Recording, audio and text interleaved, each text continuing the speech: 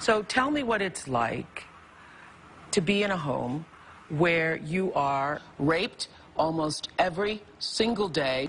It was devastating, but it wasn't him when he was in those moments. Started with full-on intercourse and oral sex.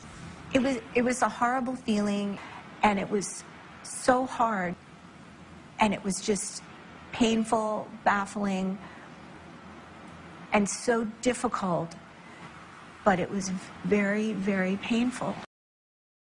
I know anybody who's watching this or has experienced it with somebody they know, the shame has to be really a heavy burden to carry. You get so used to the chaos and the dysfunction that you actually don't even realize what a normal family is. That would be funny, right? No! Well, let me tell you something. That is bullshit! Leprechauns aren't real! And all redheaded people are angry and drunks. Everybody is embarrassed and ashamed and in many ways... You don't understand why this is happening in your home. You look at yourself, you look at your husband, and I know in my heart of hearts that we were good parents and loving, and this came from outside of us. But ultimately, the medical community, that was what they had to offer, was drugs. Was drugs. Was drugs. Oh, it's but you had to do what you had to do in order to try to bring some calmness. There was no other, and I'm not convinced it brought calmness at all. I think that's a really important point, and I think the biggest point is, then the reason why you're here is to bring this out of the closet. Most of his anger seemed to come out physically towards me. Joe and I went to a town meeting up the road. Our babysitter, Amanda, was going to stay with the kids at the house. Switch was flipped, and he was spitting, screaming, "I hate you, you're stupid." It was not the little boy that I know. It was like straight out of a horror movie.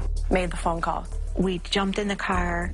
My heart was racing. I knew something really bad happened at the house. We opened the door, and it looked as though the house had been completely ransacked. There was broken glass. There was furniture toppled over. There was feces on the wall.